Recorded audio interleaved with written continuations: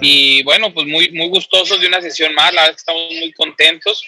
Como ustedes ya saben, vamos a tener a la maestra Constanza López Puga, viendo y platicándonos un poquito de la importancia de la psicología en el proceso de enseñanza-aprendizaje, ¿no?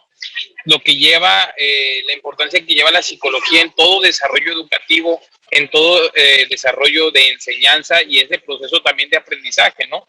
Vamos a tocarlo tanto del lado académico, institucional, también como del lado personal, ¿no? Ok, vamos a comenzar, vamos a iniciar la tarde del día de hoy. Por ahí ya me presentaron, agradezco mucho Eduardo. Mi nombre es Constanza Javier López Puga. El día de hoy vamos a retomar un tallercito breve sobre la importancia de la psicología en el proceso de la enseñanza y el aprendizaje. Sí, sé que hay mucha gente por ahí conectada, agradezco mucho, de verdad estoy muy agradecida, muy honrada por estar aquí con ustedes trabajando el día de hoy. Sí, vamos a iniciar con la primera diapositiva y vamos a ver el objetivo de esta plática de primera mano. Al ver ustedes la diapositiva que dice qué es la psicología, ahorita de primera mano el objetivo es ver cuál es la importancia que tiene la psicología dentro del proceso de la educación o del proceso de enseñanza-aprendizaje específicamente. Vamos a ver que la psicología pues es una ciencia, sí está estipulado que sí es una ciencia que estudia lo que es la parte del comportamiento humano. Tiene dos vertientes, o sea, está etimológicamente, se divide en psico y logos, y psico significa mente, significa alma, logos significa discurso o teoría, que es la teoría de la mente o del alma. En el sentido etimológicamente hablando sería eso, la teoría de la mente o el estudio de la mente o el estudio del alma. ¿Sí? Cuando hablamos de esa parte, pues si estamos hablando de la mente, pues estamos hablando que para nosotros poder aprender o para poder generar un proceso de aprendizaje en el ámbito educativo, pues obviamente requerimos de la mente, pues para poder trabajar con ella. Vamos a ver qué es la educación ahora, ¿sí? En relación a lo que es la educación como proceso educativo, como proceso de enseñanza-aprendizaje específicamente.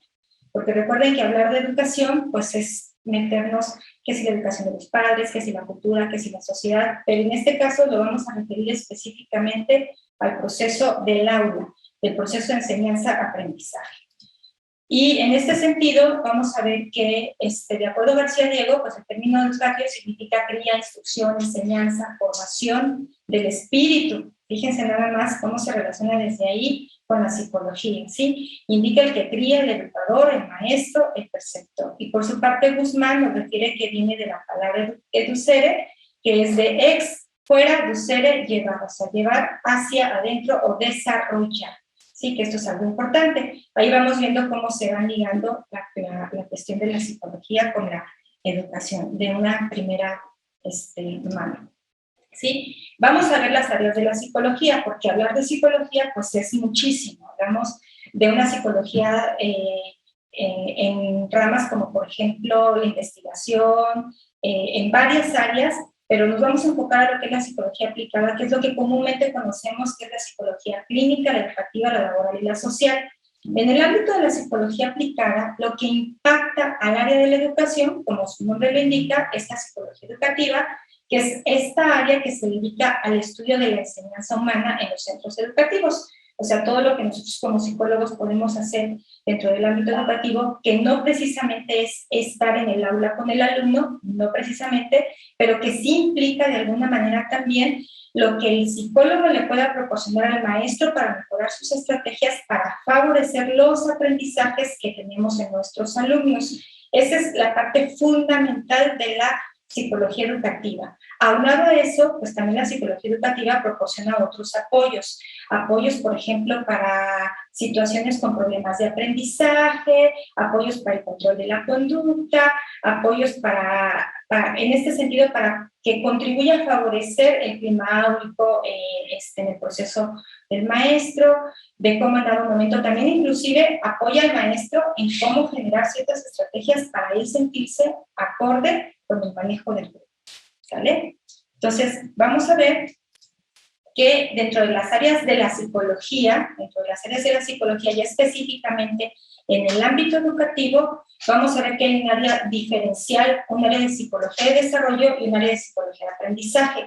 Ahí es donde vamos a ver cómo se vincula hasta cierto punto la educación con la psicología. Cuando nosotros somos maestros, pues necesitamos saber con qué grupo vamos a dar, cuáles son las edades de los grupos, qué materia es la que vamos a proporcionar, qué es la parte, en dado momento necesito saber cuál es el nivel educativo académico que tienen mis alumnos, cuál es el rendimiento que tienen, y checar si tengo niños que tienen capacidades diferentes.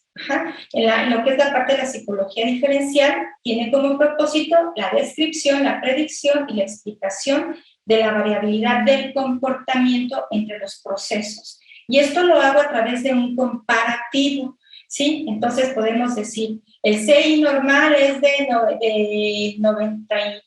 89 a 120, por ejemplo, ¿no? Entonces podemos decir, entonces si el niño tiene, o el chico tiene un CI de 88, pues decimos que tiene un CI normal, que hacemos como un comparativo, ¿sí? Sin embargo, no es nada más lo único para lo que nos sirve la psicología diferencial.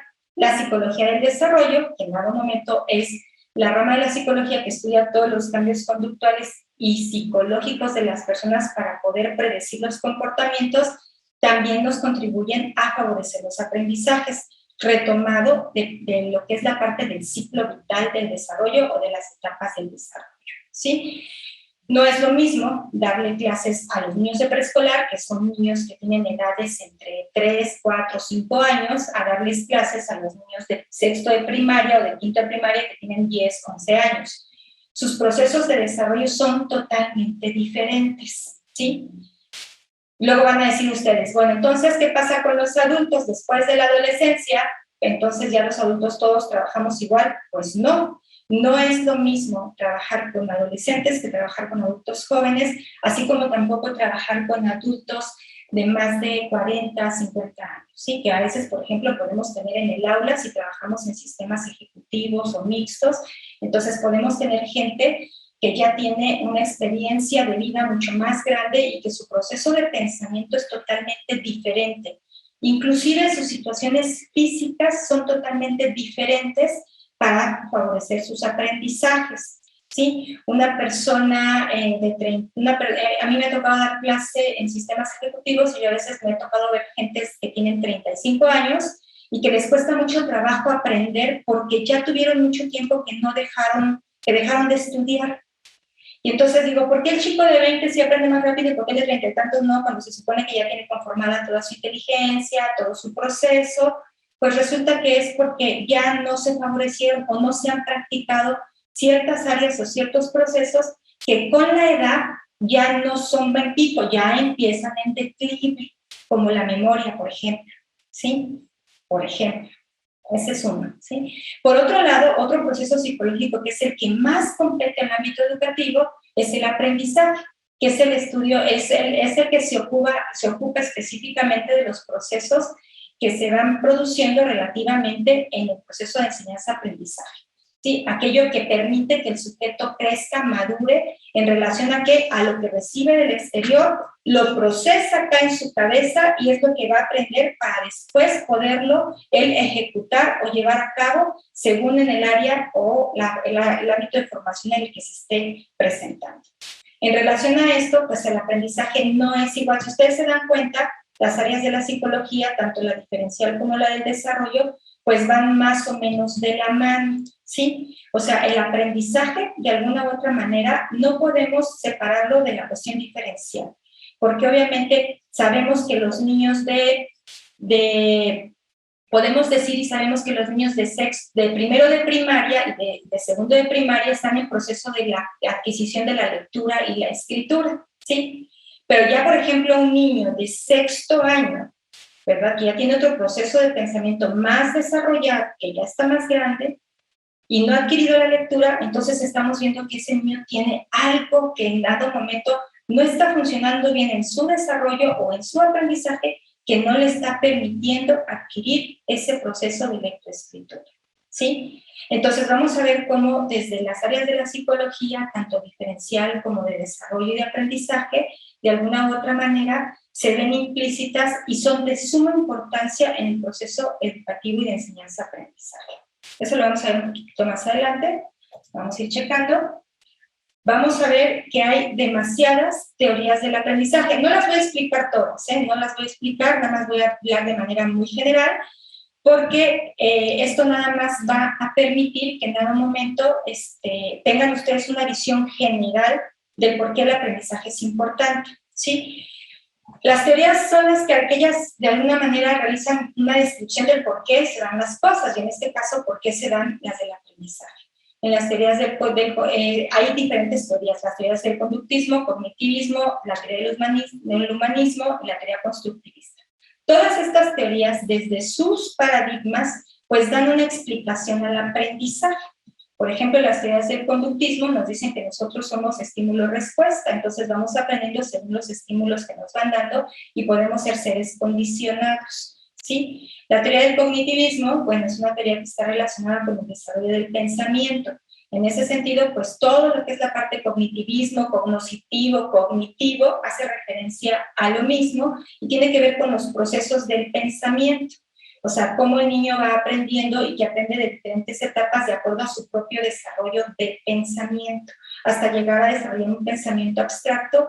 Y hay autores nuevos en el ámbito de la psicología evolutiva que todavía nos dicen que después de la adolescencia y después de haber adquirido un proceso de pensamiento abstracto, viene otro tipo de proceso de pensamiento en relación a la toma de decisiones, solución de problemas, establecimiento de juicios y valores, que eso ya implica un poquito más a la parte de los adultos, ¿verdad? O sea, a un adolescente, por ejemplo, él cognitivamente, o sea, ya una vez con su pensamiento abstracto, él decide por conveniencia, pero no decide por una cuestión de juicio de valor, que una persona, por ejemplo, adulta, ya un adulto mayor, decide más por una cuestión de juicio que por una cuestión de conveniencia, aunque no le convenga, pero es más válido o es más legal o es más moralmente mejor aceptado que lo que pudiera ser un adolescente. La teoría humanista, que esto ha sido como una controversia porque se dice que hay que ser como buenos con la gente y con los niños y el alumno, no es precisamente eso. La teoría humanista nos habla que nosotros tenemos que generar procesos de aprendizaje que desarrollen el potencial del ser humano, ¿sí? Esto no quiere decir que es porque yo quiero que, ay, el niño, le voy a hablar bonito y le voy a decir de cosas porque estamos haciendo un trabajo humanista, o sea, no, sino más bien yo voy a generar estrategias que permitan que el niño aprenda de su propio potencial y se crea a sí mismo a través de los propios aprendizajes. Sí, esto es muy importante, porque ahorita hay como mucha confusión con esa parte, principalmente con la teoría humanista. La teoría del constructivismo, que viene muy de la mano con el cognitivismo, son teorías nuevas originadas precisamente con base teórica en Piaget y en Vygotsky principalmente, en donde donde el alumno genera sus propios o construye sus propios aprendizajes. El aprendizaje significativo de Oswald, el aprendizaje por descubrimiento de Brunner, el aprendizaje por procesamiento de la información, por ejemplo, son algunos ejemplos que de alguna manera me dicen, me invitan a que yo genere estrategias para que el alumno genere y construya sus propios aprendizajes. Ojo, recuerden que estas son teorías del aprendizaje, pero dentro del ambiente de la educación nosotros llevamos un proceso de enseñanza-aprendizaje. Entonces, nosotros hacemos que el alumno construya sus conocimientos. Y es ahí donde viene la parte docente, ¿verdad? La parte de la enseñanza. Esto es por parte de la psicología. La psicología dice, tienen que enseñar y pueden enseñar con estas teorías. Vamos a ver qué otro aporta la psicología, que es muy importante precisamente para el aprendizaje y en especial para el proceso de enseñanza-aprendizaje, son los procesos psicológicos. Sí, nosotros ya nacemos con una estructura mental, sí, ya nacemos con una estructura que se va desarrollando en el transcurso de la vida. Y dentro de esa estructura, los procesos psicológicos, la atención, la memoria, el aprendizaje, el lenguaje, la inteligencia, las emociones, ¿sí? Son procesos de aprendizaje. La conciencia también es un proceso psicológico.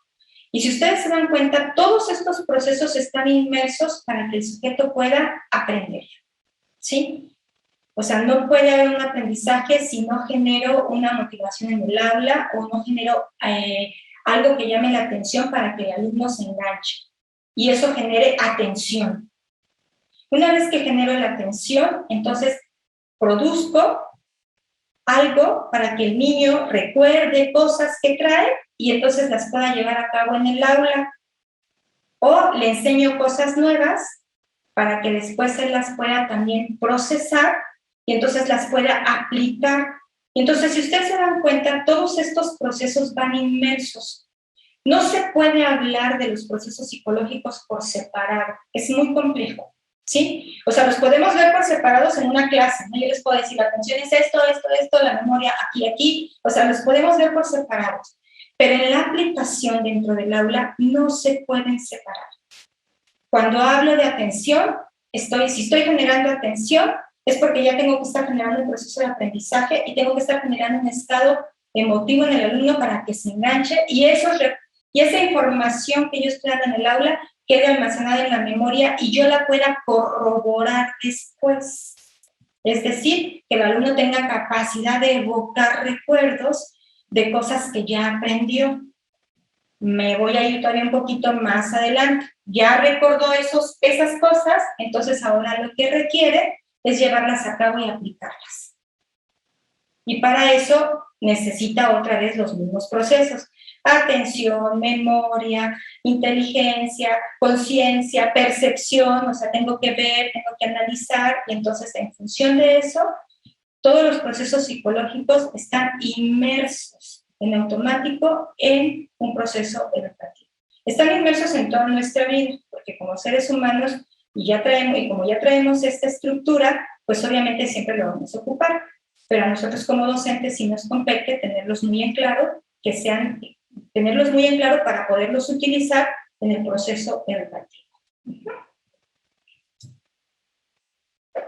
Ya más o menos ahí les voy a explicar lo que es el proceso de enseñanza-aprendizaje, que es un acto didáctico en donde se involucra lo que es el docente. Aquí es muy importante cómo nosotros cuando utilizamos todos estos procesos psicológicos podemos favorecer el aprendizaje en nuestros estudiantes, ¿sí? O sea, el maestro ya no debe de ser el que explica, debe de ser un guía, un facilitador.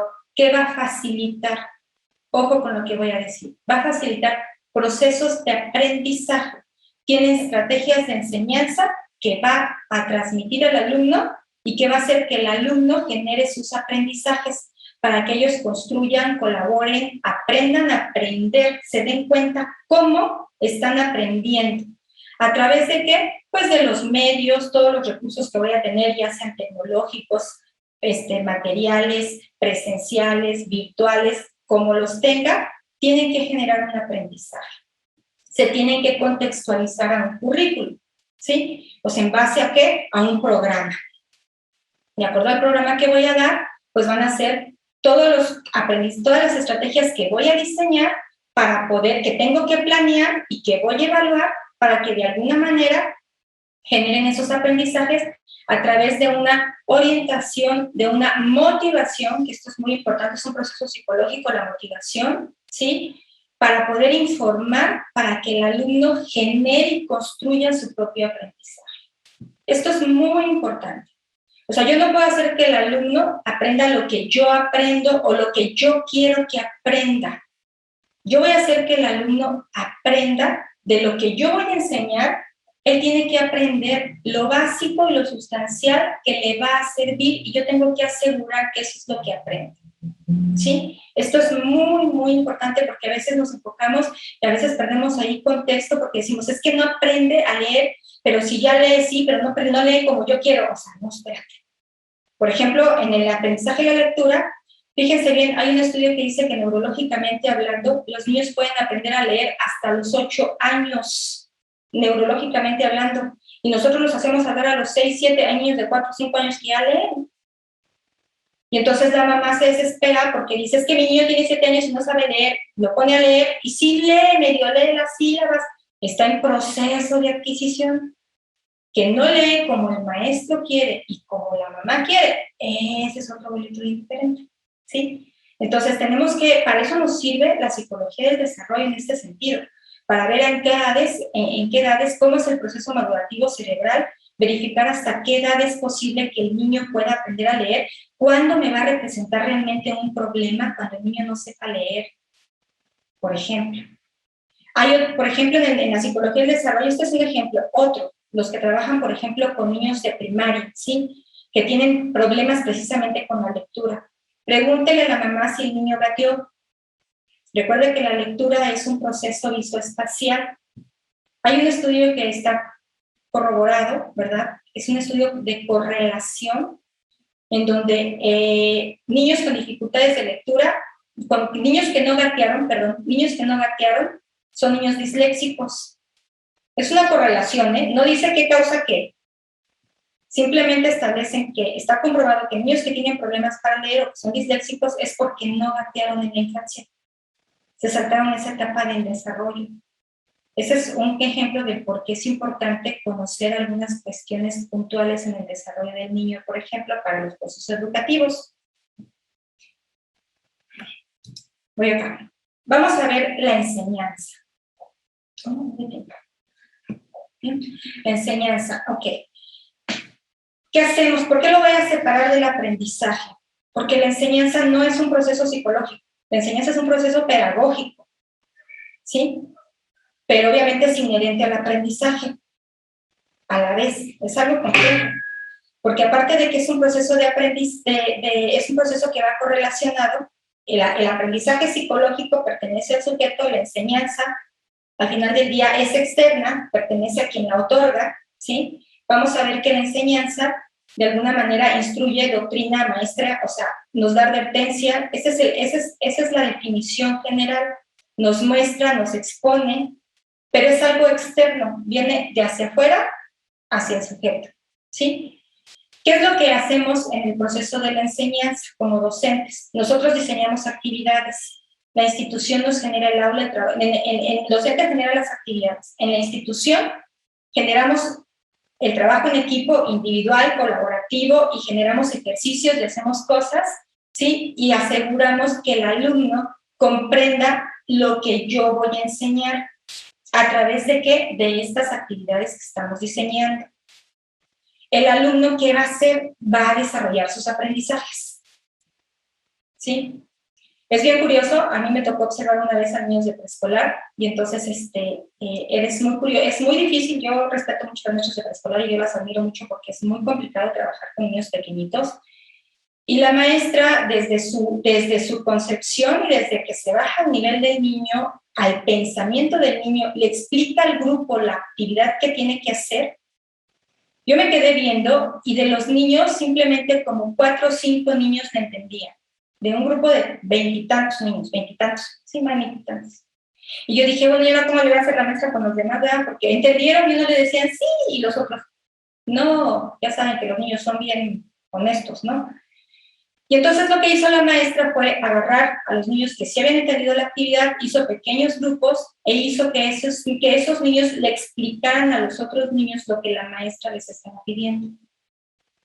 Cuando usted se acerca a escuchar hablar a los niños de 3, 4 años, ¿sí? Los oye hablar y les estaban explicando, y lo que el niño le decía, desde mi particular punto de vista, parecía ser que no tenía nada que ver con lo que la maestra le había dicho.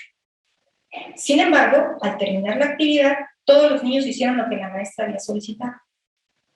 Esto es un ejemplo muy claro de cómo, cuando se diseña una actividad, se toma en cuenta la etapa evolutiva y el objetivo del aprendizaje, el maestro puede generar la estrategia en el aula para que el alumno lo aprenda.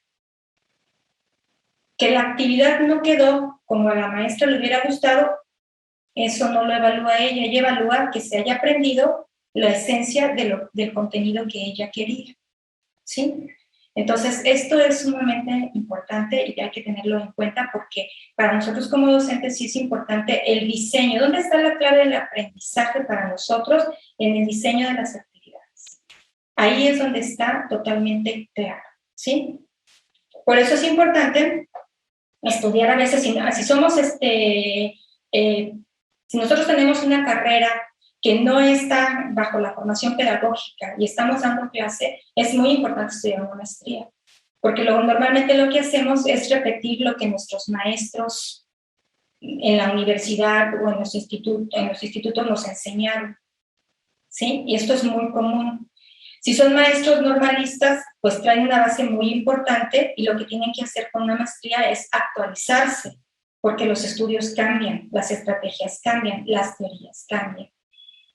Entonces nosotros como docentes estamos obligados a estar estudiando de manera constante, no nos podemos quedar estancados. En lo personal a mí me gusta mucho dar clase por eso, porque me obliga a estarme estudiando, preparando de manera personal, ¿sí? Vamos a ver que el docente, ya dentro de la parte de la docencia y de la enseñanza-aprendizaje, el docente se debe de convertir en un inspirador, en un talento, en un guía, en un facilitador del aprendizaje. Sí, eso es bien importante. Hace poco platicaba con unos alumnos que estaba dando clase y entonces uno de ellos decía, que es maestro, decía, es que yo a mis alumnos me di cuenta que entre más los regañaba, en las evaluaciones me iba mal. Y entonces cuando empecé a cambiar el trato con el alumno, resultó que me iban bien y me decía que sí, ¿por qué? Yo le decía que qué edades tenían los muchachos, en qué grupos estaba trabajando. Él me decía que trabajaba con chicos de prepa. Entonces yo le decía que era por eso, o sea, no era porque el maestro fuera bueno o fuera malo, sino era más que nada porque él se daba cuenta que, por ejemplo, cuando daba en otro nivel, pues impartía las clases de la misma manera y no le iba tan mal. Entonces yo le decía que era por eso, porque en la etapa de la adolescencia, el adolescente pues actúa por conveniencia. Entonces, si el maestro le ayuda al alumno, si le cae bien y demás, pues lo evalúa bien, y si no, no. Entonces son situaciones que tenemos que considerar, porque al final del día nosotros tenemos no que convencer al alumno que aprenda, pero tenemos que facilitar y tenemos que generar esas conveniencias para que el alumno genere sus propios aprendizajes, ¿sí? No le voy a decir que lo tenga que hacer, más bien le voy a decir, tú decides si lo haces, ¿sí? Y me dice una vez una chica, y si no lo hago, maestra, no lo haga, o sea, no es mi aprendizaje, es suyo.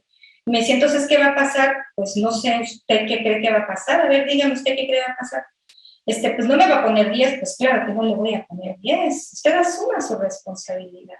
No quiere hacer la tarea, no la haga. Entonces me dijo, ¿entonces puedo no hacerla? No la haga, nada más asuma su consecuencia.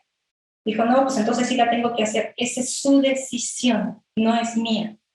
Chéquese bien, esa es una parte importante con el adolescente. Con el niño no, al niño no le puede decir, es más, el niño ni siquiera le pregunta si la tiene que hacer o no, el niño le dice, va a haber tarea, maestra, y la hace la tarea como usted se la dice, ¿sí? Pero en la adolescencia, sobre todo en la secundaria y en la prepa, el estar como regañando al alumno para que haga la tarea, no, porque ya no es un niño, tenemos que cambiarle la etapa y su proceso de pensamiento es totalmente diferente. Por eso la educación o ser docente es una ciencia. Tenemos que conocer muchas cosas y tenemos que tener muchas destrezas. No nada más es saber de pedagogía y saber enseñar o saber diseñar estrategias, sino también saber llevarlas a cabo. Si se dan cuenta, es un proceso interno del docente de enseñanza-aprendizaje, ¿sí? O sea, tengo que aprender cómo voy a enseñar y luego tengo que enseñarle al alumno cómo tiene que aprender. Fíjese, no lo que tiene que aprender, cómo tiene que aprender.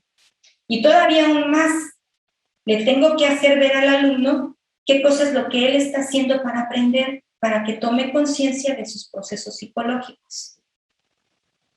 En ese sentido, pues obviamente, nosotros, nuestra práctica fundamental es sí enseñamos contenidos, pero enseñamos más a que nuestros alumnos aprendan, ¿sí? Nosotros enseñamos más a aprender, ¿sí? Por eso, en ese sentido, pues, ¿qué es lo que nos ayuda en el momento de prepararnos? Pues, cuando no sé cómo hacerlo, no conozco estrategias, no conozco cómo le voy a hacer, pues una de dos, o investigo y me leo libros, o la otra es que pues, me inscribo a una maestría y me pongo a estudiar y voy adelantando lo que tengo que para poder mejorar mi ejercicio docente, ¿sí? Que eso es bien importante, ¿sí?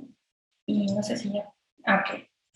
Ya voy terminando, ¿sí? Para que vayan por ahí preparando sus preguntas, ¿sí? Si las tienen por ahí, sus preguntas o sus comentarios al final. Voy a ir haciendo una conclusión en relación a este último punto que estaba comentando, que tiene que ver con la enseñanza, el aprendizaje y la psicología y cómo de alguna manera están relacionados. ¿Cuándo se juntó la psicología con la educación? Bueno, pues yo creo que a partir de, si mal no recuerdo, desde hace muchísimos años con John Dewey, uno de los principales, ¿no? Con Comenius, mucho más años atrás, en donde él ya veía que al final del día los niños no aprendían igual que los adultos.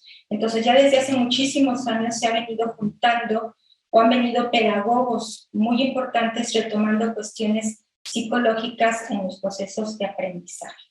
Ahorita actualmente una de las ramas que nos ayuda muchísimo a comprender toda esta cuestión del aprendizaje, aparte de la psicología, la pedagogía, es lo nuevo en neurociencias, por ejemplo, ¿sí?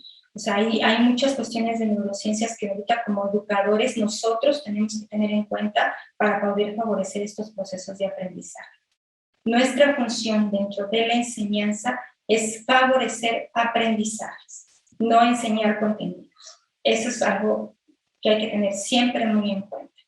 La educación como tal, el concepto de educación es un proceso que se ve implícito el alumno, el docente, los padres de familia y todos están entrelazados, ¿sí? O sea, todos. Es un proceso en conjunto, ¿sí?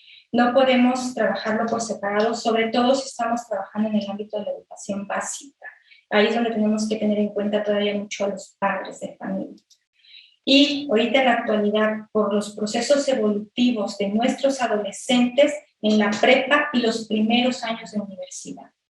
Sí, esto es bien importante. Dice, ¿por qué en los primeros años de universidad? Híjole, no me lo van a creer, pero yo he visto casos de chicos que lamentablemente, ¿verdad? Es una pena, lamentablemente, hacen que sus padres paguen una colegiatura y no van a la escuela, por ejemplo. ¿Sí? Entonces, esto tiene que ver porque el desarrollo evolutivo ha ido cambiando, ¿eh? Ya no es como antes. Ya los adolescentes ya no terminan a los 18 años, ya están terminando a los 21, a los 20. Y hay chicos adolescentes todavía de 22 años.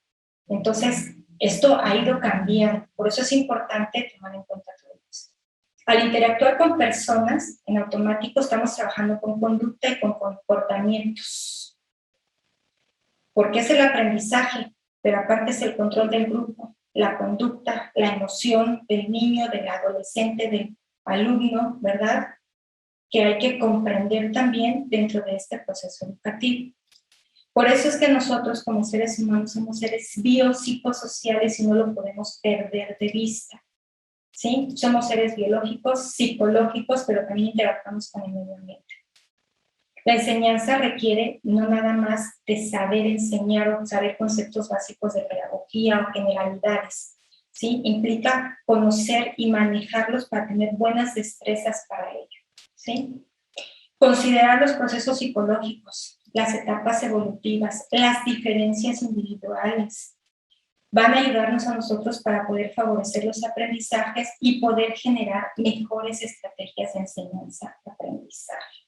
¿Sí? Que esto es algo muy a tener en cuenta. Hasta aquí, si quieren, pueden ir haciendo sus preguntas. Esta es la última parte de la pequeña charla taller que les puedo dar. Si quieren alguna estrategia o algo, díganme, ahorita les puedo dar algunos tips básicos en relación a lo que es la parte del aprendizaje, cómo tomar en cuenta el aprendizaje. Un tip importante, siempre que usted deje una tarea, sí, al alumno siempre, cuando le revise la tarea, después pregúntele al alumno qué hizo para aprender qué hizo para hacer esa tarea y qué fue lo que aprendió y cómo le hizo para aprender. Estas preguntas, el preguntarle al alumno cómo le hizo para aprender, el alumno se queda, ¿cómo le dice? Sí, dígame qué hizo para aprender. Dice, pues primero leí, luego revisé, subrayé, hice la tarea. ¿Y qué aprendió? Aprendí. Ya se dio cuenta cómo aprendió. Esto es sumamente importante, porque esto favorece y amarra el aprendizaje de los alumnos y aparte de eso está demostrando que yo estoy favoreciendo el aprendizaje. Dice, no aprendió el contenido que yo quería, bueno, tiene una idea. Aquí lo importante a veces no es tanto, sí que aprende el contenido, pero a veces es más importante que el alumno aprenda y que descubra cómo se da cuenta, cómo puede aprender. Porque cuando se da cuenta cómo puede aprender, los contenidos los aprende muy rápido. Y muchas de las veces lo que hacemos es que le damos más énfasis a los contenidos. Y sí hay que darle énfasis a los contenidos, pero hay que checar la parte del proceso de aprendizaje. ¿Sí? Por mi parte sería todo. Yo los invito a que hagan un proceso de aprendizaje. Maestra, pues me da muchísimo gusto. Queremos agradecerle a nombre de la comunidad de NIUNI el una vez más compartir este espacio con nosotros. La verdad es que es demasiado enriquecedor, no nos cansamos de agradecerle todo lo que aprendemos en unas charlas. Y yo creo que algo es especial de todas sus pláticas, maestra, es que en 35, 40 minutos aprendemos muchísimo, nos llevamos demasiada tarea a casa y en este caso también en el proceso de educación, tanto de nuestros hijos como personal. Y definitivamente, como lo dicen sus conclusiones, maestra, pues todo va entrelazado, ¿no? Todos tenemos que poner en el proceso de educación, tanto padres como hijos, como alumnos, como mentores en el caso de NIUNI. Y yo creo que es principalmente uno de los factores diferenciales de NIUNI, ¿no?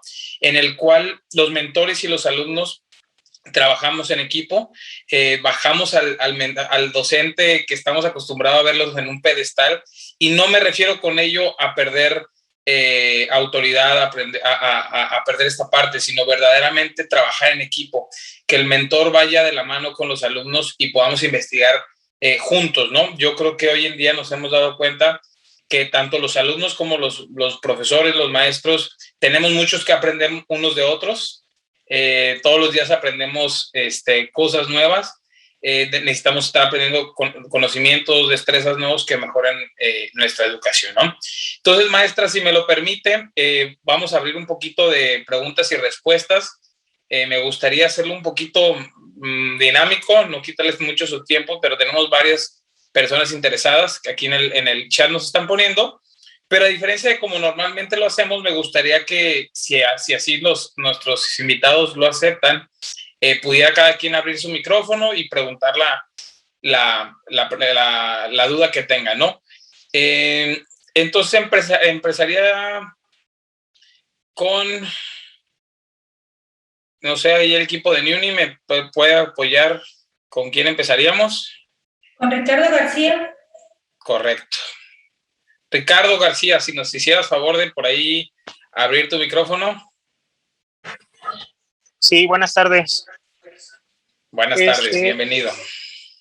Muy buena la información. La pregunta es, cuando tienes las herramientas y todo, y ahorita en lo que estamos en las clases a distancia, pero la escuela donde estás no te da las herramientas que requieres y te dice que como tú estás implementando no es válido para la educación.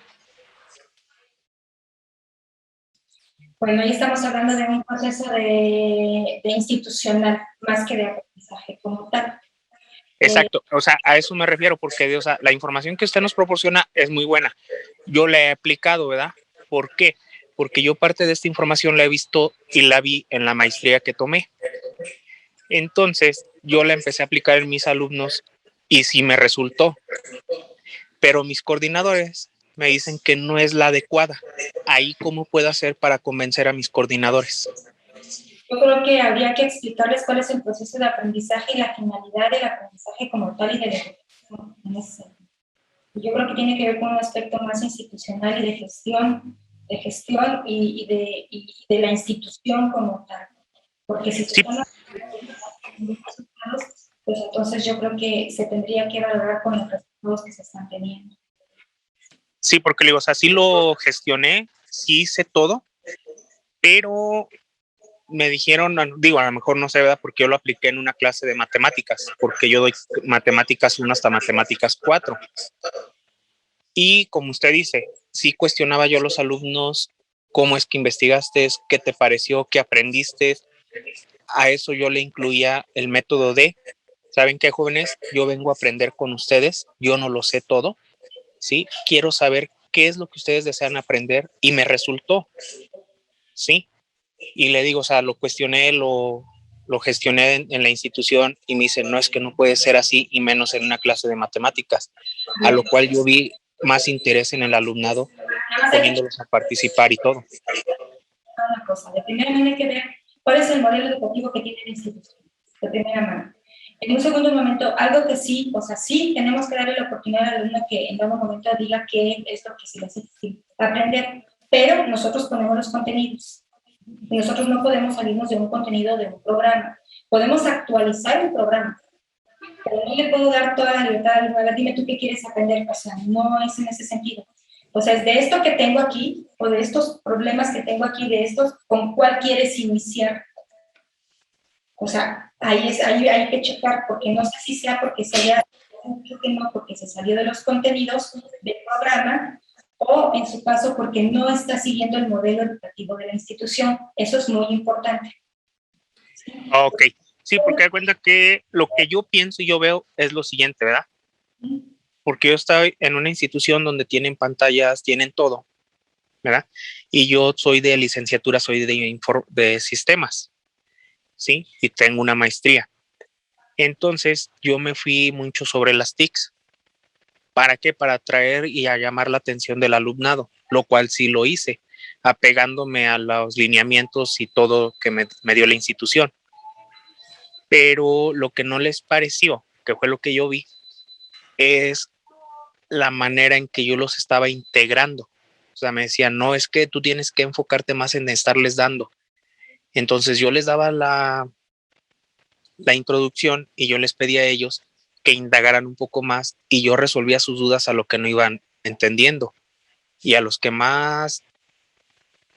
Entonces ahí lo que hay que checar es el modelo de la institución, porque a lo mejor la institución tiene un modelo, pero no lo está llevando a cabo como tal y trae todavía un modelo tradicional. Creo que, maestra, yo le complementaría un poquito con las labores de comunicación entre el docente, que en este caso es usted, y la institución educativa, ¿no? Que trabajen para poder mejorar la comunicación en la manera en la cual van a aplicar los conocimientos, que como lo estabas platicando tú, maestro, ¿no?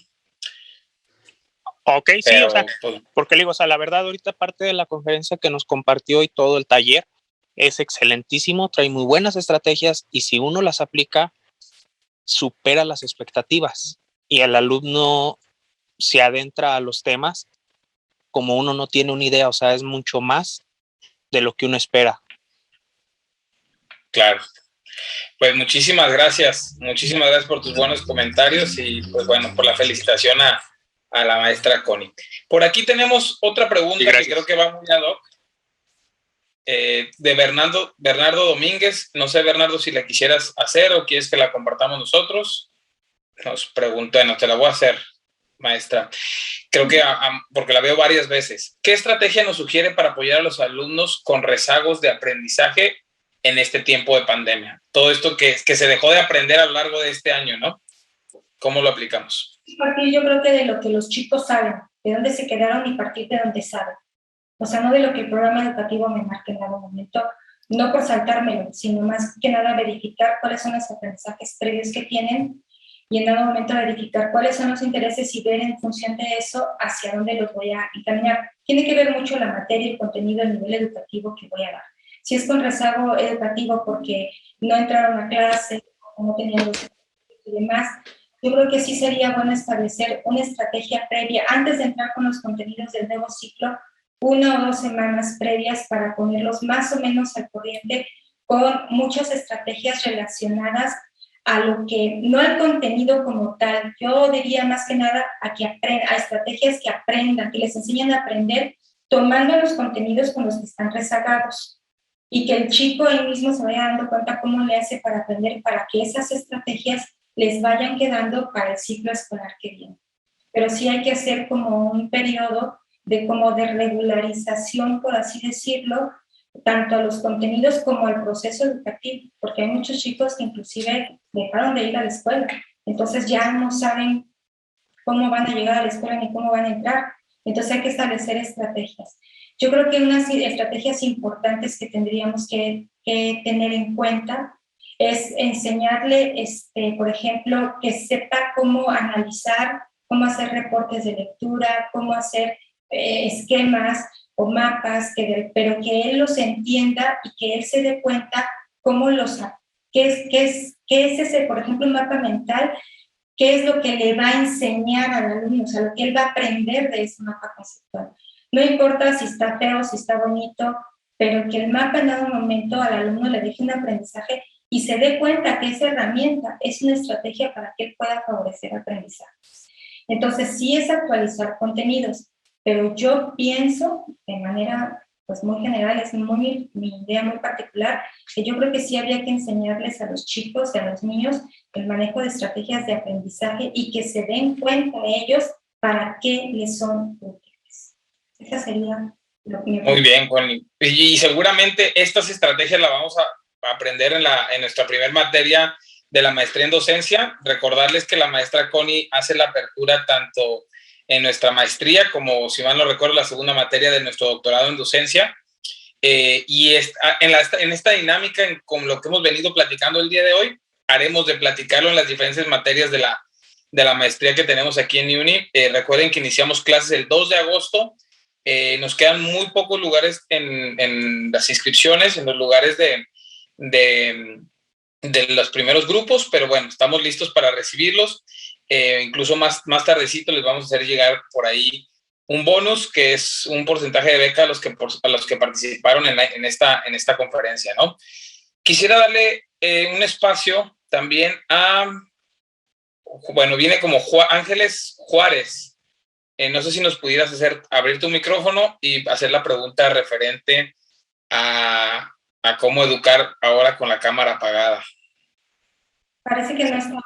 Sí, parece que no está, pero la pregunta era cómo llevar esto que aprendimos el día de hoy ahora a los adolescentes cuando tienen la cámara apagada en la mayor parte del tiempo.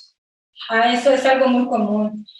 Cuando tienen la cámara apagada es simplemente ahí tenemos que estar trabajando mucho con qué fue lo que dije, a ver, explíqueme usted, y por nombres específicamente, a ver, ahora fulano, no está fulano, ahorita regreso con el voy con perengano, y así me voy, aunque no me abra la cámara, pero que me diga qué está ahí del otro lado, qué fue lo que escuchó, lo último que me dijo, o sea, la cosa es hacerlos participar, ¿sí? Porque sí pasa mucho que en algún momento apagan la cámara y pues está uno, yo les digo a veces a los chicos, ¿no? Parece que uno está como loquito hablando solo porque tengo todo apagado y nada más estoy con la cámara prendida, pero sí hay que preguntar, sobre todo con el adolescente, mucho ejercicio, mucho trabajo de ejercicio y a ver, quiero el resultado que me lo dé fulano, quiero que fulanito me dé opinión, para que al menos abra su micrófono, ¿sí? O si no le abre el micrófono, yo a veces les digo, no puedo abrir su micrófono, póngamelo en el chat, ahí escríbame su opinión, entonces deme la respuesta, pero hacerlo,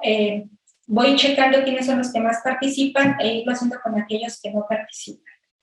Y decirles, ¿no? Y hago la mención, o sea, tengo que hacer la mención. Hoy pregunté por fulano, está aquí conectado, pero no está, yo espero que esté bien, ¿verdad? Para la próxima clase, empiezo la clase con él. O sea, entonces ya el mismo grupo, pues le manda mensaje, oye, no te la maestra, y entonces ya se pasan el tip, y entonces ya la siguiente clase ya está, entonces ya el chico tiene que participar, se va a disculpar, lo que sea, ¿no? Pero va a participar. Pero creo que sí hay que hacerlo de ir mención de uno en uno e ir checando participaciones. Hay estrategias así como que, bueno, voy tomando participaciones para los que van activando su cámara o me van dejando comentarios en el chat. Eso también es otro. Y voy checando quiénes están y luego participan o levantan la mano o abren micrófonos. ¿Sí? Tómenles participaciones. ¿Sí? Como parte de la calificación, no le digan, nada más díganle, voy tomando participaciones.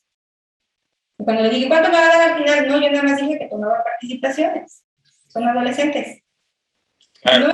No, claro que sí la voy a tomar en cuenta, pero hasta el final de su calificación ya sabe más o menos quiénes son los que más participan y al final lo que hace es que les ayuda para que terminen su proceso educativo como parte de la participación. O se los pone como una evaluación continua. Muy bien, tenemos una pregunta de Angélica Rentería. No sé, Angélica, si nos pudieras hacer el favor de abrir tu micrófono y compartirla. Creo que Angélica sí está. Sí, hola, buenas tardes. Antes que nada, gracias a la doctora, me pareció muy interesante lo que nos compartió. Yo quisiera pues ver la posibilidad de que nos dé tips para conectar emocionalmente con nuestros chicos. Ahora con la virtualidad pues sí se observaron como requerimientos más allá de solo dar la clase, ¿no? Como ese acompañamiento de la persona o de cómo se sienten. No sé si nos pudiera hablar al respecto. Gracias. Sí, claro que sí. Ahí va a depender mucho del nivel educativo con el que trabaje, ¿eh? O sea, no es lo mismo trabajar con niños que trabajar con adolescentes. Con niños emocionalmente sí es importante conectar, pero hay algo muy importante y vi yo algo muy común que pasó en la mayoría de las escuelas, sobre todo en las privadas. O sea, no dejaban al niño, les dejaban el horario normal, tenían horas normales, nada más les daban media hora de receso y otra vez a la computadora. Entonces, eso es un grave error. O sea, quiere conectar emocionalmente con el niño en su clase, en educación básica, tiene que hablar poco, tiene que ponerlo a trabajar y a ver, enséñame en tu pantalla y hazme esto, y lo tiene que poner a cantar y hacer espacios.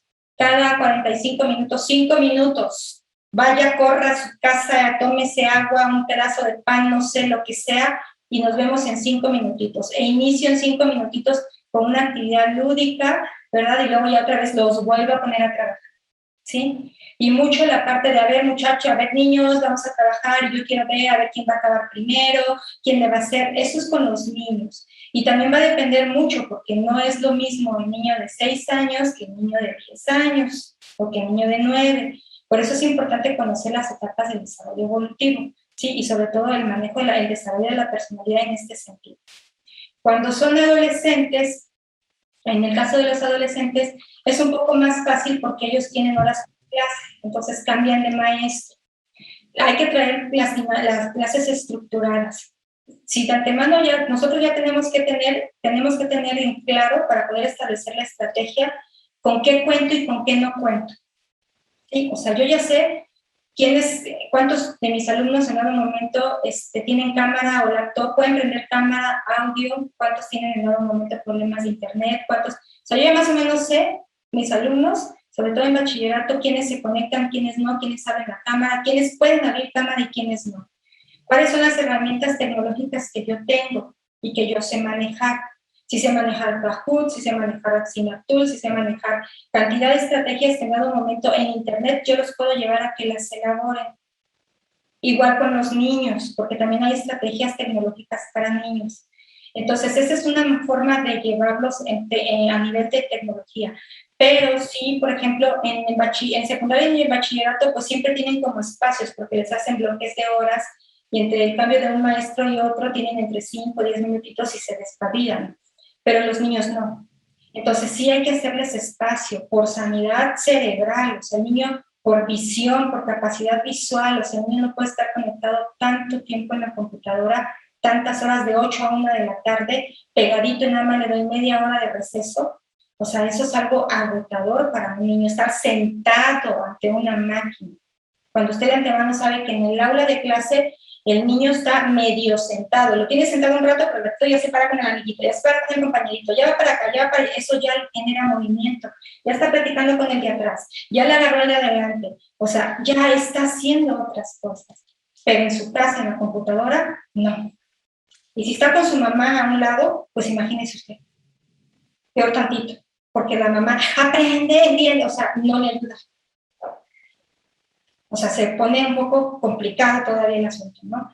Entonces, yo creo que sí sería importante considerar, ver primero cuáles son los recursos que tengo, sí conectar con ellos, pero darles estos tiempos, entender, comprender, ¿sí? Porque al final del día también nosotros no sabemos qué es lo que está pasando del otro lado de la cama, ¿sí? O sea, familias, yo veía un video hace poco de la educación en México, aquí de un video que publicó Forbes precisamente, y veía como una señora decía, pues sí, o sea, pero yo tengo que salirme a la esquina de mi casa, al internet, a que me den las tareas, porque yo no puedo ponerle saldo a mi celular, porque tengo que pagar renta, tengo que darle de comer, y lo tengo en la tele sentado, pero de todas maneras, pues para subir las tareas, el problema se complicó cuando me dijeron que tenía que subir las tareas, porque el internet ya no cargaba, porque no cargaba el archivo, y chabela. Entonces, es bien importante para conectar con ellos, primero comprender las necesidades. No podemos exigir algo que no sabemos qué está pasando del otro lado. Y tenemos que partir con lo que tenemos y la disponibilidad que el niño tiene y que el padre de familia tiene, aparte, en educación básica. En primaria, kinder primaria, en secundaria y en prepa es un poquito más fácil poderlo regular, es un poquito más fácil poder conectar, ¿no? Hacer bromas, checarlo, por ejemplo, sí, ya sé que se le fue el internet, y entonces ya voy conectando. Muy bien, maestra. Definitivamente, yo creo que es la mejor, cuando hablamos de esta nueva educación, de esta nueva manera de enseñar, de estos nuevos consejos, tenemos que optar por capacitarnos, ¿no? Y es por eso es donde entra perfectamente el tema de la maestría con nosotros, que está diseñada y se realizaron los ajustes necesarios para este nuevo proceso de enseñanza, ¿no? Los modelos educativos de las maestrías de educación, de los doctorados en educación anteriormente, pues están hechos para las necesidades de antes, ¿no? No de clases en línea, no de tareas virtuales y toda esta parte. Y aquí con UNI, verdaderamente todo está diseñado con un modelo educativo de enseñanza en línea, entonces perfectamente podrán aprender esto y desarrollar esto en sus estudios ahora que ingresen con nosotros a la maestría. Ya dentro de las últimas preguntas, maestra, tenemos a Nancy Flores preguntando. No sé si por ahí, Nancy, nos hicieras favor de poder abrir tu micrófono y preguntarnos. Sí, buenas tardes. Buenas tardes, Nancy, gracias. Bueno, pues igual una de las preguntas era con respecto a las emociones. Yo estoy a cargo de primero de primaria y sí vi que muchos de mis alumnos manejaron muchas emociones como depresión y de repente inestabilidad emocional. Es decir, como que no les causaba tanta seguridad el hecho de tomar una clase en línea. Quisiera saber qué puedo hacer ahora después de que ya tomaron clase en línea, cómo retomar esto para los alumnos que tienen baja autoestima. Okay. Yo creo que hay que hacer que los niños hablen entre ellos, aunque cierren su micrófono, y hacerlos que hablen entre ellos. ¿Qué es lo que está pasando ahorita? Que como están en su casa y no están en la escuela, no socializan. Recuerden que parte del proceso educativo, sobre todo en la infancia, está muy relacionado con la socialización. Entonces, sí, hay que estimularlos hay que tener mucho contexto, tiene que ver mucho con el control del grupo y hacer que fulanito hable, ¿verdad? Y no hacer que los otros se rían, ¿verdad? De evitar, a ver, y fulanito le va a contestar a sutanito, y a ver, yo quiero escuchar ahora la voz de perenganito, y poquito a poquito hacerlos hablar por el micrófono y que poco a poco vayan abriendo la cámara. Otra de las opciones es que si les da pena abrir la cámara, a lo mejor hacer una actividad, por ejemplo, con máscaras, para que todos abran sus cámaras, ¿verdad? Y entonces vamos a adivinar quién es quién. Entonces ya voy quitando máscaras y voy abriendo cámaras o haciendo ruidos diferentes para ir identificando las voces y que eso se les vaya haciendo divertido porque son niños de 6, 7 años, y vayan ellos de alguna manera vinculándose con estas cuestiones tecnológicas y vayan escuchando sus voces. Luego les da miedo porque obviamente nos escuchamos, entonces, o lo escucha otro compañerito y ya se escucha diferente. Entonces hay que hacer todas esas apreciaciones. La baja autoestima en sí, en general, en los niños pequeños no es tanto la baja autoestima, es el autoconcepto como tal, o sea, lo tengo que reafirmar. Entonces tengo que decir que sí puedo, aunque no pueda, y aunque usted diga, hoy como que no puede, usted dígale que sí. Y que a lo mejor en ese ratito no va a poder, pero más adelante usted está segura que él lo va a poder hacer.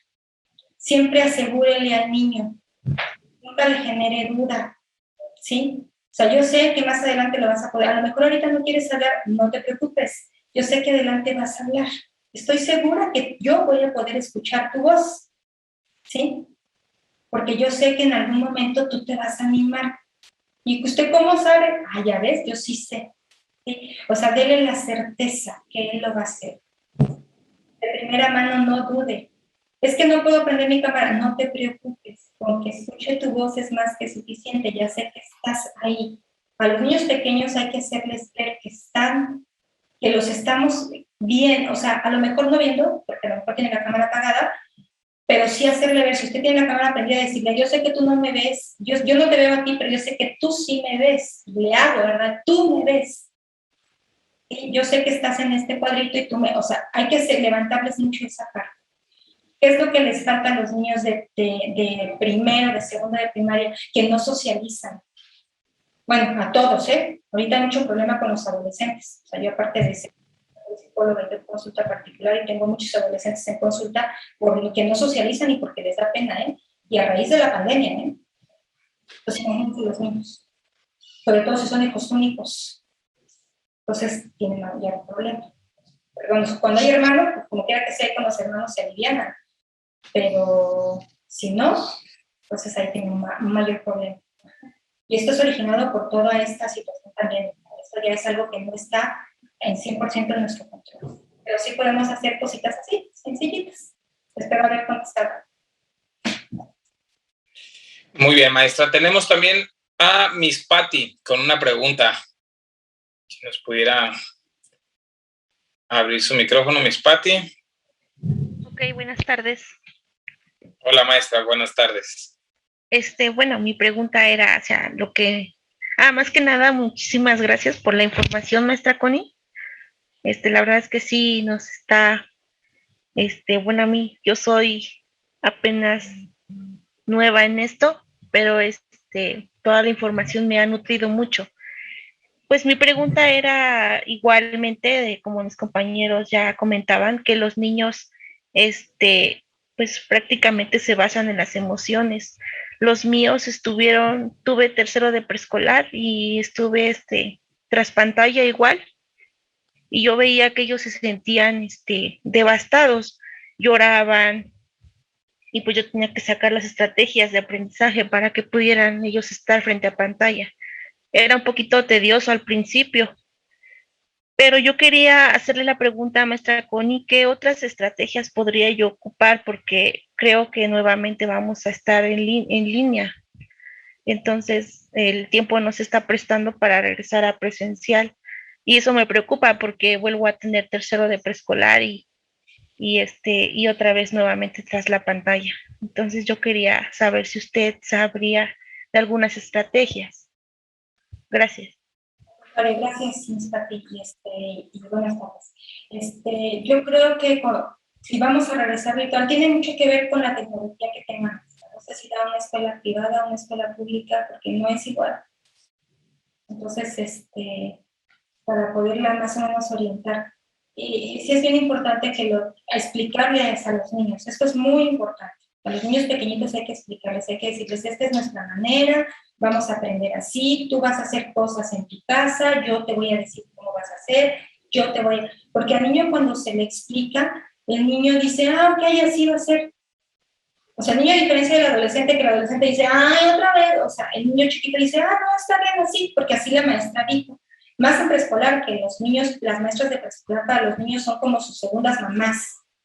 Entonces, eso es muy importante para los niños pequeñitos, explíquele, ¿sí? O sea, explíquele qué es lo que va a hacer y cómo va a trabajar, y en el tiempo que va a trabajar, lo que él tiene que hacer y en lo que se tiene que enfocar.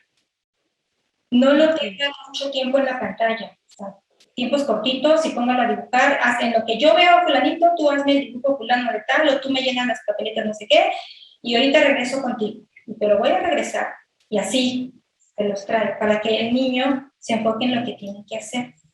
Porque en preescolar, pues es que las competencias en preescolar principalmente son sociales, y ahorita sí. no. Bueno, sí tuve, y más que nada porque no tuve ningún apoyo pues, de los papás, prácticamente los niños estaban solos, todos estaban en casitas solitos, entonces, pues, siempre requieren que mamá esté ahí con ellos, entonces, pues, prácticamente así como dice usted, yo era la mamá de ellos. Sí. Y hay que trabajar mucho con eso, o sea, trabajar mucho, si pueden abrir sus cámaras, qué mejor, porque así los puede ver. Y el niño nada más que le va a decir, yo maestra, yo así, primero voy contigo, luego por turnos, vamos a levanten su manita por turnos, y dele turnos, primero fulano, sultano, acuérdense, vamos por 3, y luego hace otra actividad, y luego otros 3, y haga pausas pequeñitas, en donde a lo mejor no los mande por agua, porque los niños se pierden, los niños se quedan controlados, pero sí a lo mejor vamos a cantar una canción ahora, y ahora les voy a contar un cuento, y pongan atención, o sea, cámbienle las actividades de manera, pues no rápida, pero sí frecuente, para la misma actividad durante mucho tiempo. Mucho tiempo me estoy refiriendo a, como son niños de preescolar, 20 minutos, 30 minutos. ¿Sí? Lo que alcanza y le cambia la actividad, porque si los deja trabajando todo el día con una misma actividad, el niño se pierde.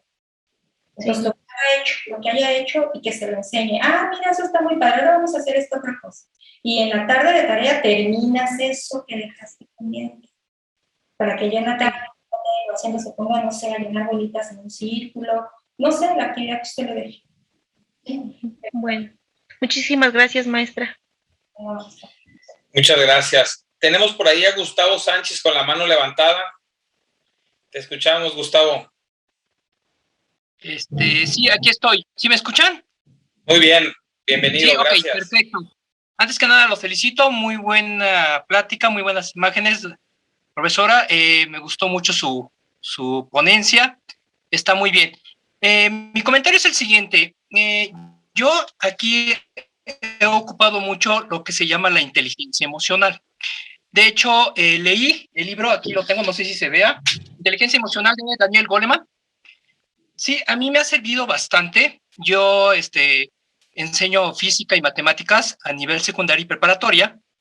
Entonces, a mí me ha servido en los dos niveles, preparatoria y secundaria, porque ya no estamos en el ámbito de solo lo cognitivo, trabajar el conocimiento, sino también lo emocional. Va junto con pegado. Ahorita ya es algo ya junto que tenemos que tomar en cuenta de cada alumno y de cada alumna, porque así se complementa más el proceso de enseñanza-aprendizaje. También quiero comentar que, por ejemplo, también he ocupado mucho lo que es ser asertivo, ser empático y ser mucho resiliente. ¿Sí lo dije bien? Sí, ¿verdad? Resiliencia, de ahí viene. Me ha servido bastante porque, pues, los chicos y ahorita hablamos mucho de la pandemia, pero esto es antes de la pandemia. Sabemos de chicos que, pues, vienen de familias que a lo mejor están separadas, alguna situación que los afecta, o emocionalmente que la chica no les hace caso, o el chico no les hace caso. Sabemos que es un caldo de cultivo cada niño y cada niña de emociones y sentimientos también. Entonces, tenemos que enfocarnos en todo eso, juntarlo para poder dar ese, ¿qué podemos decir? Enseñanza-aprendizaje para que puedan aprender los chicos y no solo en lo cognitivo. Mi comentario es acerca de que sí está bien el seguir usando esa inteligencia emocional, porque no se da mucho a conocer aquí en México. De hecho, el sistema no lo trabaja. Es más, lo ignora mucha gente. Pero a mí me ha servido bastante y se me hace muy, muy padre, muy, muy emotivo, y me ha servido bastante. Los chicos los ponía a leer también algunos capítulos del libro y aprendieron a manejar sus emociones, que eso es muy, muy importante. Ese es mi comentario. Sí, se tiene que dar más difusión, enfocarse o dar un programa a cada colegio para que enseñen la inteligencia emocional. Yo creo que sí sería bueno tanto para el maestro como para el alumno. Sí, o sea, yo creo que sí. En ese sentido, yo parto del hecho, como usted dice, o sea, ser empático. Algo que sí hay que cuidar es no involucrarse mucho con los alumnos, porque luego, y sobre todo dependiendo de la edad, cuando son niños, pues no hay ningún problema si la mamá no se engancha con nosotros como maestros. Y dice, ay, es que la maestra quiere mucho a mi hijo. O sea, no lo quiero, o sea, lo comprendo y le entiendo su situación, pero eso no quiere decir que lo quiera más que a los otros, ¿no? O sea, ahí hay que checar. Y en el caso de los adolescentes, no engancharse mucho, porque al final del día ellos trabajan mucho con las cuestiones de conveniencia. ¿A qué me refiero con eso? Yo en ese sentido, inteligencia emocional, marque la credibilidad. Siempre créale al alumno, nunca dude de lo que diga. Así le diga que se murió su abuelita 10,000 veces. O sea, no importa, usted créale. Esa es parte importante, ¿sí? Eso es lo que yo hago. Es que tengo un problema, se me fue el internet. Bueno, qué bueno, ojalá espero que se le arregle pronto y nada más póngase al corriente con esto o haga tal situación y complemente. ¿Sí? O sea, jamás en dado momento se ponga en contra del alumno, que eso es parte de nuestra inteligencia emocional como docentes. En dado momento, hacerle ver al alumno tu inteligencia emocional, ¿sí? Que le dice, es que le estoy diciendo la verdad, pues es que yo no estoy dudando de lo que usted me está diciendo. Si usted me está diciendo mentiras, esa es una situación suya y lo hago responsable de su situación emocional, ¿sí? O sea, yo le creo, usted nada más dígame en la parte académica, y siempre vincularlo a la parte académica, no a la parte personal, porque cuando lo metemos a la parte personal, híjole, la verdad, sí nos metemos en muchos problemas. Entonces, sí hay que saberlo manejar, pero siempre vinculado a la parte académica. Sí, pero el objetivo es este. Es que usted, una vez me dijo, no es que usted me debería de comprender. No, sí, sí lo comprendo lo que está viviendo. Lo que yo no entiendo es por qué no entregó la tarea si yo la dejé hace no sé cuántos días. Y yo entiendo lo que le está pasando en este momento, no lo estoy dudando en ningún momento, ¿no? Lo que yo no entiendo es qué le impidió a usted, explíqueme, o dígame cuándo me lo va a entregar. Sí, y yo entiendo perfectamente que se había atrasado, pero dígame para cuándo.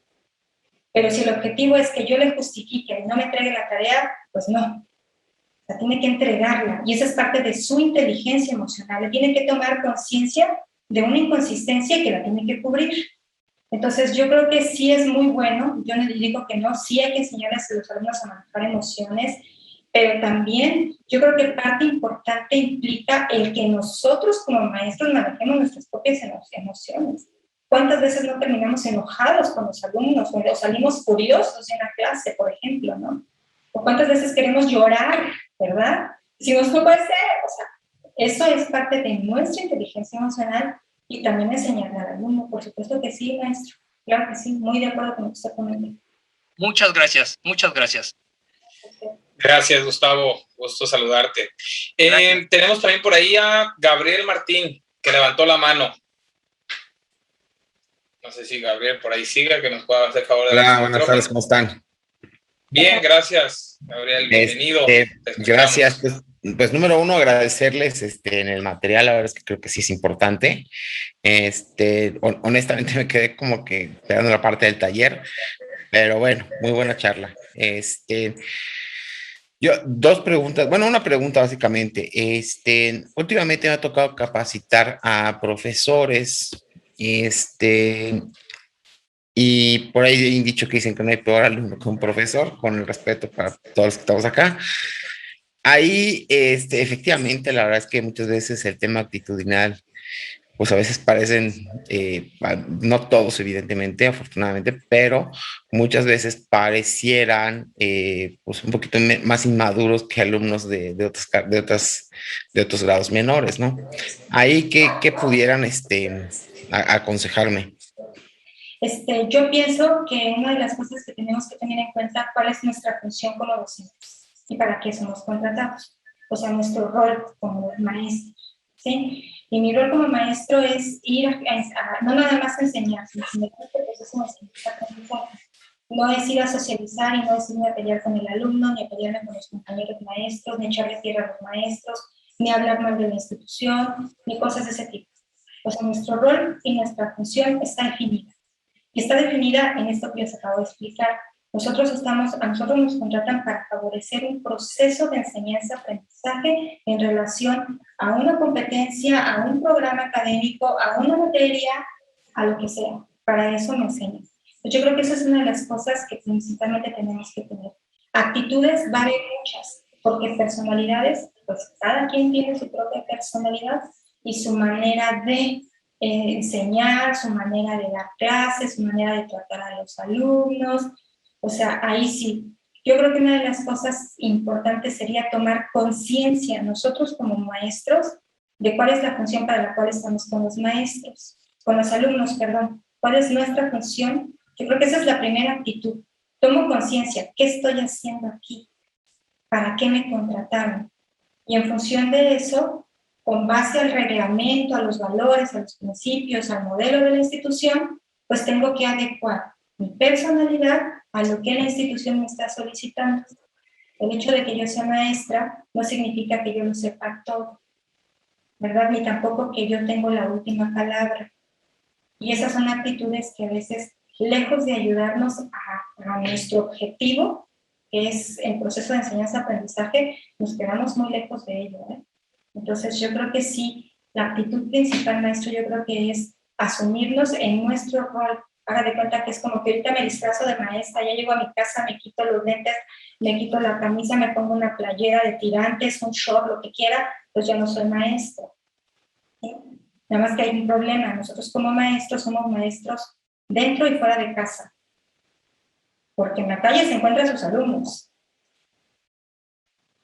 Entonces usted no deja de ser maestro nunca, jamás en la vida. Entonces el rol de maestro siempre el rol lo ejecuta en el aula, El papel del profesor lo lleva desde que se graduó y desde que está dando clases como maestro.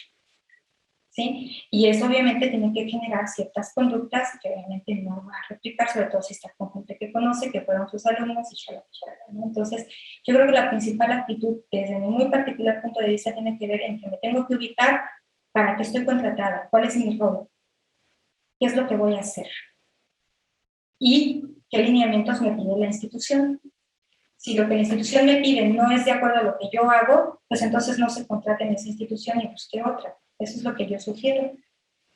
¿Sí? Porque a veces decimos, es que la escuela no me da, no es que, o sea, la institución tiene un modelo, pero no, si no lo puede cambiar y no le gusta, pues mejor no trabaje en esa escuela, busque otra. ¿Sí? Ese es mi rol. Si yo no estoy de acuerdo con esos principios que tiene la institución porque no van de acuerdo a mi formación, pues entonces mejor me busco otra escuela pues que sí cubra con lo que yo quiero. Ese es mi papel. Pienso yo. Gracias. No sé. Muchas gracias. Y bueno, ya de las últimas, maestra, tenemos a Jenny Marina Hernández. Por ahí nos quería compartir una anécdota que creo que nos va a ser muy enriquecedora. No sé si por ahí está Jenny. Creo que no. Igual. Hola, ahí está, listo. Sí, bueno, buenas noches. Y muy contarles una anécdota. Jenny, disculpa que te interrumpa tantito. Es que se te escucha como entrecortado. ¿Tendrás algún aparato cerca por ahí prendido? Cerca de tu dispositivo.